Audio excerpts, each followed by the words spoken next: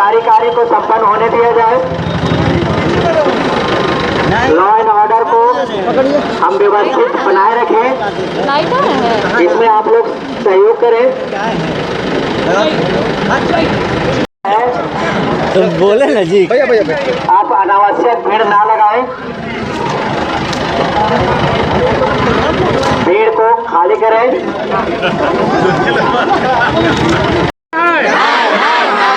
नगर निगम नगर निगम मुर्दाबाद, नगर निगम मुर्दाबाद, नगर निगम मुर्दाबाद। प्रशासन वापस जाओ, प्रशासन वापस जाओ।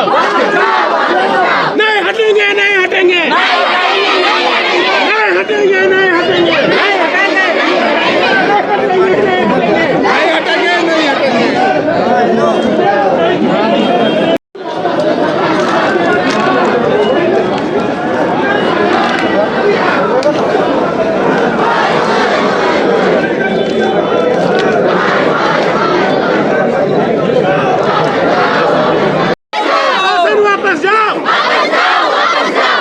वापस जाओ, नगर निगम मुर्दाबाद, नगर निगम मुर्दाबाद, नगर निगम है, नगर निगम है,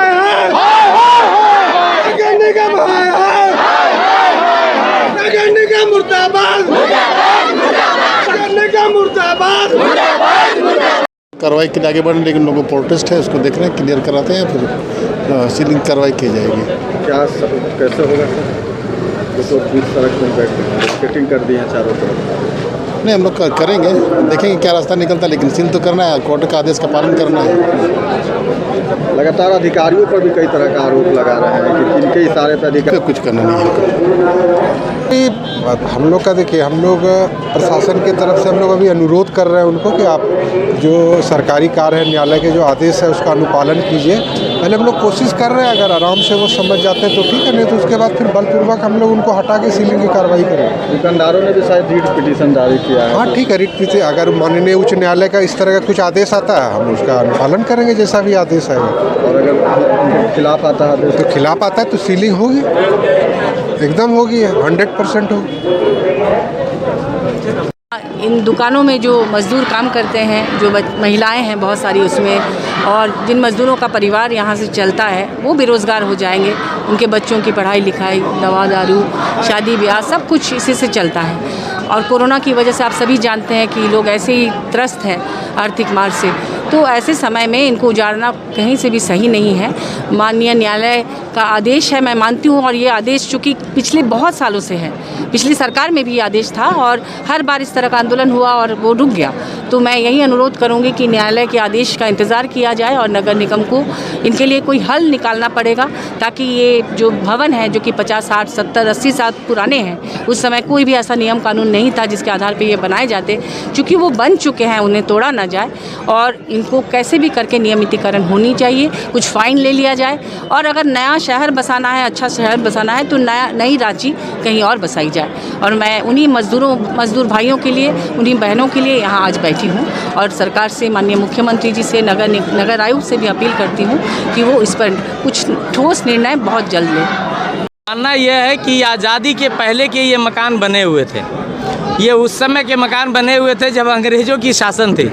तो आज़ादी के बाद जब यह वातावरण बन रहा ना, उस समय नगर निगम था और ना ही RRDA था, ना किसी तरह का बिल्डिंग बायलॉज था। उस समय के ये मकान बने हुए हैं। तो ऐसे मकान पर इस तरह के ज़बरदस्ती कुठाराघात करना, हमें लग रहा है किसी न किसी मानसिकता से घिरे हुए हैं, गलत मानसिकता से घिरे हुए हैं। और दूसरी सबसे सोचनीय बात है कि इस पूरे शहर के जो वोटर हैं, उन्होंने 53 से 53 है या 55 है, जो भी है, 53 वार्ड परिषद को जिता कर भेजा है। उनका कोई रोल नहीं है, उनसे पूछा भी नहीं गया।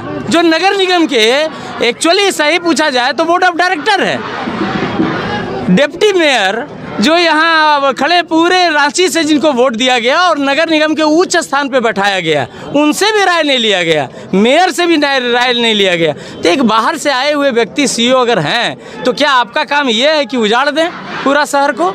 और ये उजाड़ना उनका नियति बन गई है। जब न तभी भय का वातावरण क्यों बनाया जा रहा है? तो क्या इसको आप रेगिस्तान और अफगानिस्तान बनाना चाहते हैं? और अगर आप बनाना चाहते हैं तो हम लोग भी रांची वासी है ना, हम आपको बताना चाहते हैं कि ये होने वाला नहीं है, ये होने नहीं देंगे। और कुल मिला के यहाँ जो लोग हैं ना बैठे हुए, वह सिर्फ 17 दुकान के लोग नहीं हैं, ये पूरे बाजार के हैं। और आने वाला समय में पूरे रांची के लोग बैठेंगे।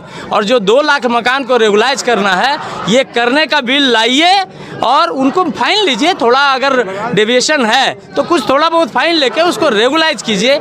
और इतना तत्परता आप देख रहे हैं कितने तत्पर हैं नगर निगम। अरे काम में अगर तत्पर रहते तो ये जगह जो है ना रांची, ये इंदौर और मुंबई जैसा होता।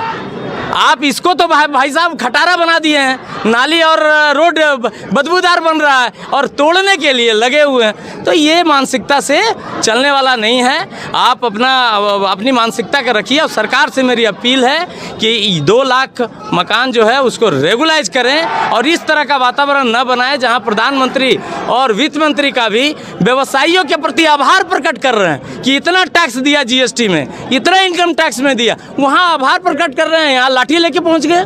क्या ऐसी सरकार चलती है? क्या ऐसे वातावरण चलता है? तो ये कुल मिला के मुझे लग रहा है कि ये गलत वातावरण बनाने का कुछ ऑफिसर्स षड्यंत्र कर रहे हैं, सरकार को भी बदनाम कर रहे हैं और जनता को उद्वेलित कर रहे हैं कि आप रोड पे आओ। ये चलने वाला नहीं है और ऐसे अधिकारी को तुरंत सस्पेंड करना चाहिए, तुरंत हटाना चाहिए। झारखंड की आवाज YouTube न्यूज चैनल को सब्सक्राइब जरूर करें, लाइक, कमेंट और शेयर करना ना भूलें। जुड़े रहिए हमारे साथ, क्योंकि हम हैं आपकी आवाज।